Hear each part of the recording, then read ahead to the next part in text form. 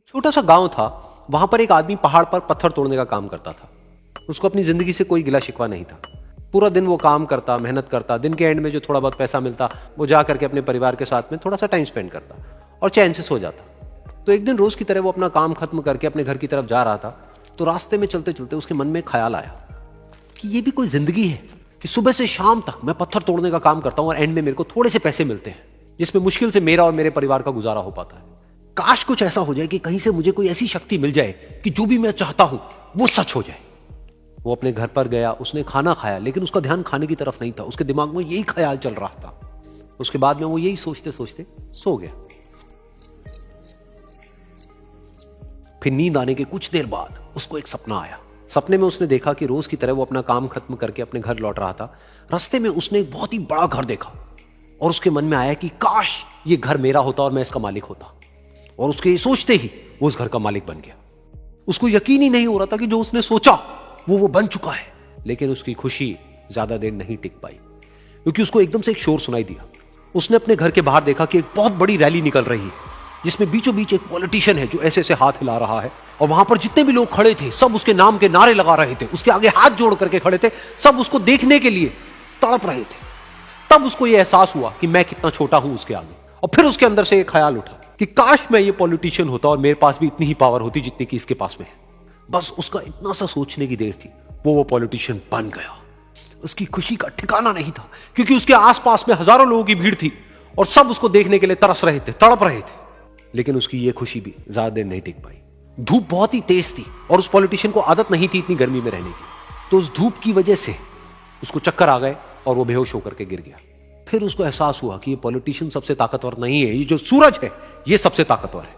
और उसके मन में आया कि काश मैं ये सूरज बन जाऊं तो मेरे आगे कोई नहीं टिक पाएगा। और उसका इतना सा सोचने की देर थी और वो सूरज बन गया। और वो खुशी से पागल हो गया, क्योंकि पूरी दुनिया को वो ही रोशन कर रहा था और पूरी दुनिया में ऐसा कोई नहीं था जो कि उसकी रोशनी को रोक सके।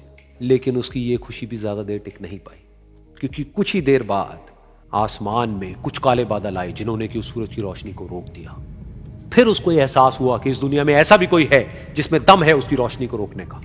और उसके मन में एक ख्याल उठा कि काश मैं वो बादल बन जाऊं। और वो बादल बन गया और आसमान में उड़ने लगा। उसको ऐसा लगा कि मैं आसमान में उड़ रहा हूं और अब मैं जहां चाहे वहां जा सकता हूं। लेकिन कुछ देर बाद वहां पर एक बहुत तेज हवा का झोंका आया जो कि उन बादलों को उड़ा करके ले गया। और फिर उसे ये समझ आया कि ये जो बादल हैं वो सूरज की रोशनी को तो रोक सकते हैं, लेकिन हवा को नहीं रोक सकते। ये हवा उनको बहा करके ले जाती है। फिर उसके मन में आया कि काश मैं ये हवा बन जाऊं। और वो हवा बन गया। हवा बनने के बाद में उसको अपने अंदर एक अलग ही ऊर्जा का अनुभव हुआ। वो चाहे तो आराम से बहता और चाहे तो आंधी बन करके, तूफान बन करके, जिसको भी चाहे उड़ा करके ले जाता। उसको ये विश्वास होने ही लगा था कि इस दुनिया में सबसे ज्यादा शक्तिशाली मैं हूं। लेकिन तभी उसके सामने आया एक पहाड़।